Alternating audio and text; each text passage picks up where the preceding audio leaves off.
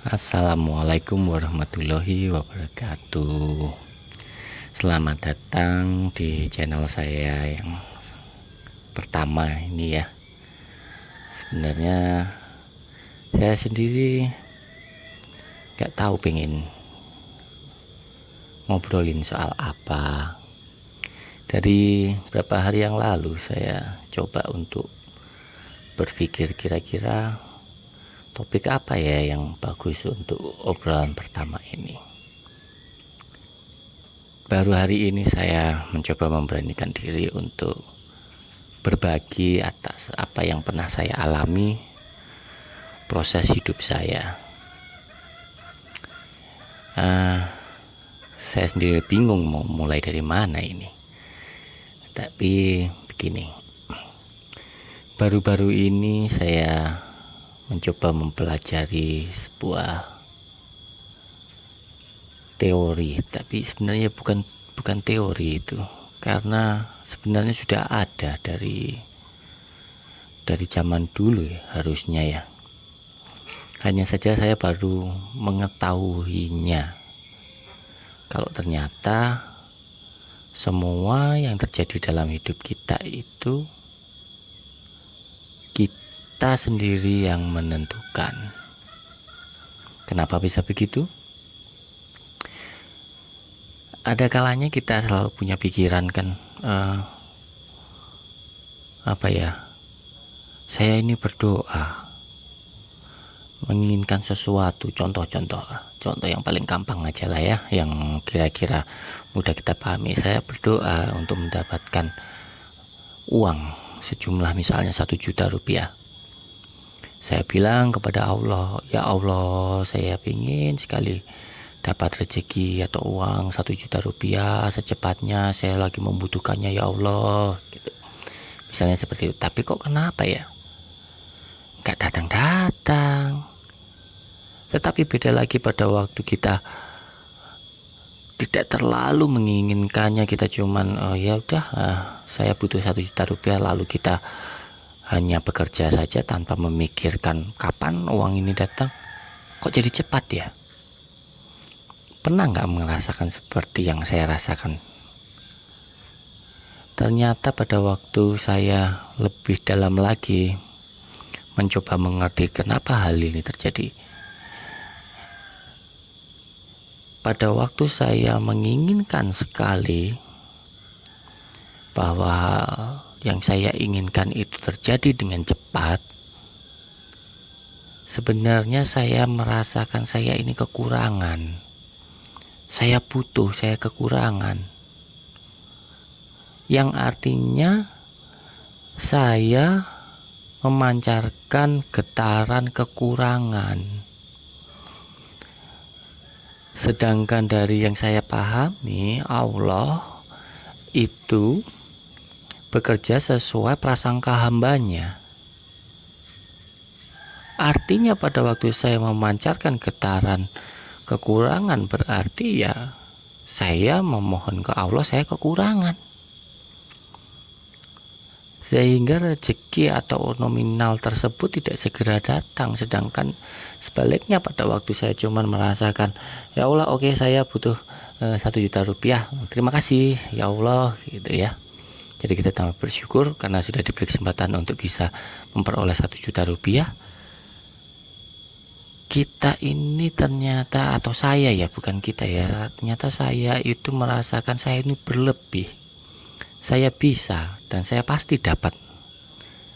Nah, pada waktu itu berarti saya menggetarkan getaran bahwa saya dapat kok 1 juta rupiah tanpa ada ragu-ragu, tanpa ada rasa kekurangan bahwa saya tidak punya 1 juta rupiah dan lain sebagainya. Dan itu lebih cepat dapatnya. Jadi menurut saya memang benar, doa itu adalah apa yang kita pancarkan, perasaan atau getaran apa yang kita pancarkan pada waktu kita berdoa. Apabila kesedihan yang kita pancarkan, maka yang datang akan kesedihan. Jadi seperti peribahasa sudah jatuh ketimpa tangga itu memang benar adanya. kita merasa aduh kita ini sial, dan ternyata sialnya datang bertubi-tubi karena kita yang menginginkan hal tersebut, bukan Allah. Tidak adil ya. Kenapa kok kita yang lagi menderita kok malah diberi banyak lagi penderitaan? Sekali lagi ini apa yang saya rasakan ya. Jadi mohon maaf kalau tidak berkenan. Tapi buat saya bahwa Allah itu segalanya. Allah itu sudah menyediakan semuanya. Allah itu tidak pernah pilih kasih satu dengan yang lain. Buktinya semuanya dicukupin. Mau yang jahat, mau yang baik, tetap semuanya dicukupin sama Allah. Hanya saja Allah memberi aturan seperti term and condition applied. Syarat dan ketentuan berlaku. Jadi apabila kita melakukan ini, konsekuensinya ini. Apabila kita melakukan yang itu, konsekuensinya itu. Sesimpel itu cara berpikir saya saat ini. Jadi pada waktu saya merasakan diri saya lagi sedih, atau lagi jengkel, atau lagi tidak terima, saya mencoba secepat mungkin untuk merubah perasaan itu menjadi perasaan bersyukur.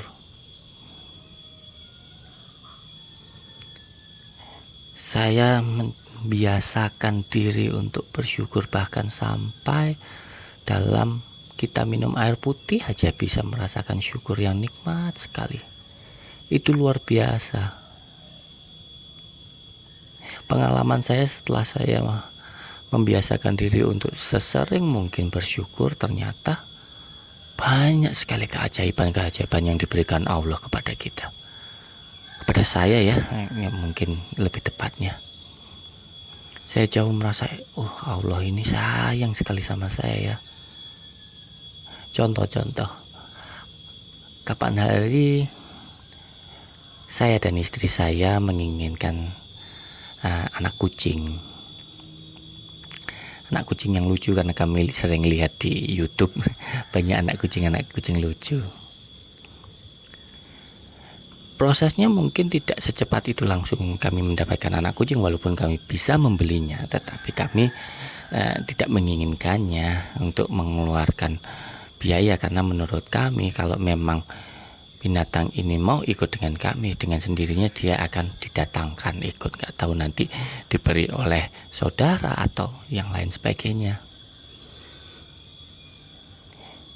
Kami dapat sebenarnya bukan anak kucing, sudah sekitar 2 mingguan lah.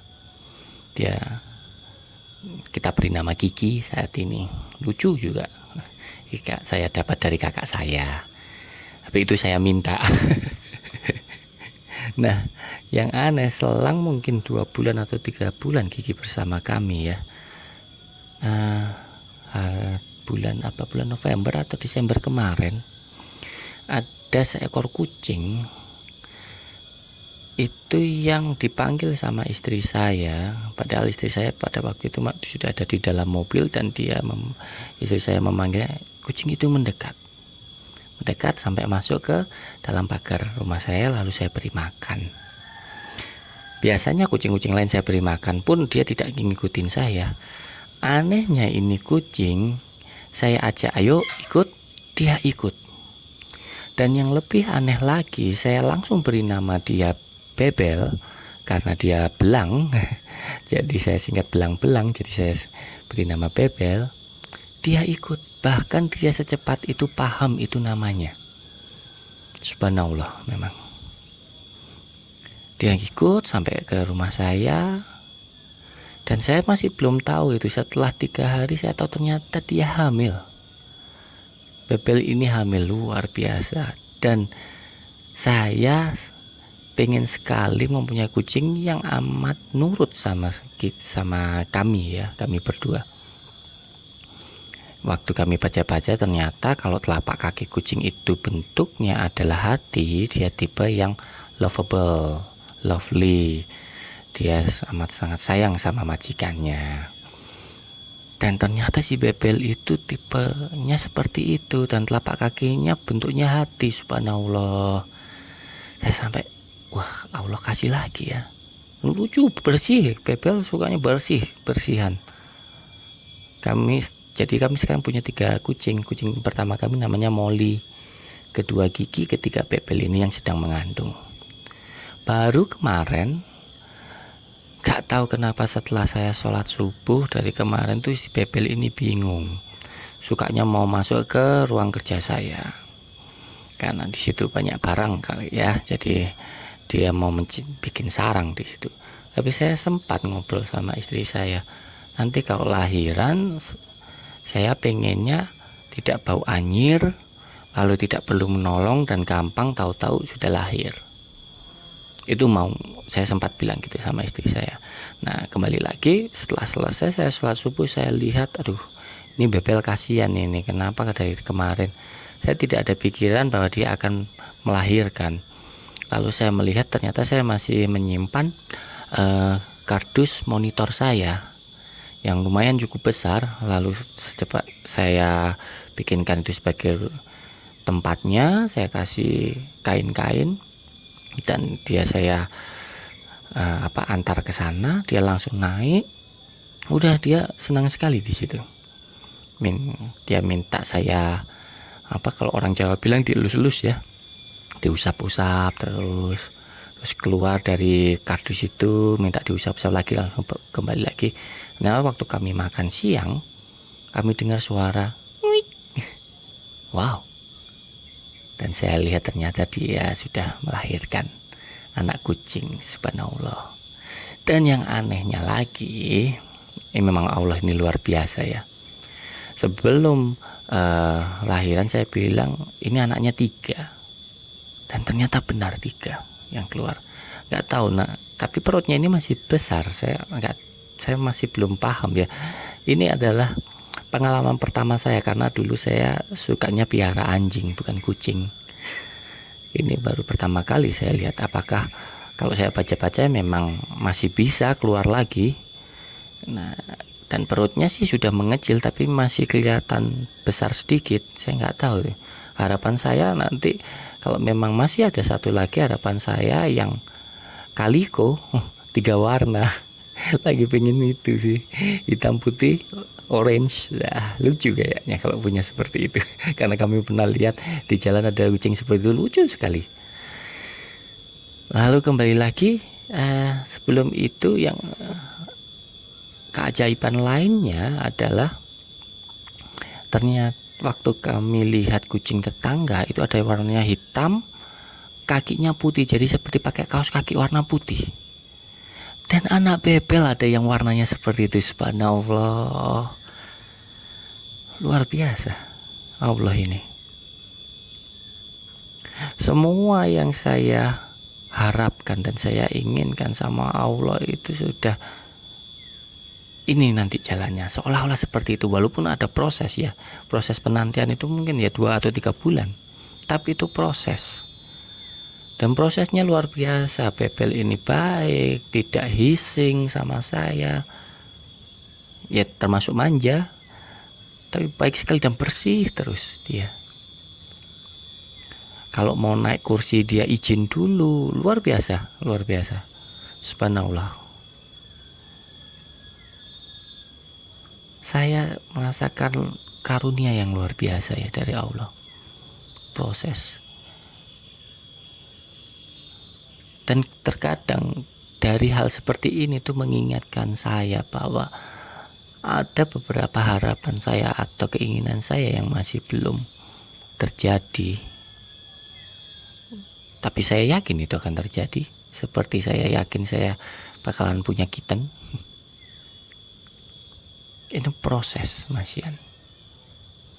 Terkadang saya berpikir oke, saya ini sudah di jalan yang benar karena Allah sudah menunjukkan tanda-tandanya. Dari harapan-harapan saya itu sudah ada tanda. Saya menginginkan apa itu tandanya semua sudah ada. Tetapi tidak dalam jangka waktu dekat saya tahunya. Karena tidak langsung terjadi saat ini. Jadi seolah-olah ada proses yang harus saya lalui untuk menuju hal tersebut. Seolah-olah itu seperti kita sudah tahu kita ini ada di jalan tol, jalur cepat, tetapi kita baru keluar dari pintu tol, di mana pada waktu kita keluar dari pintu tol kan berarti mobil kita nggak bisa kecepatan penuh ya. Kita masih pelan-pelan dulu, kadang masih ada mobil lain yang juga mendahului kita. Nah itu dia.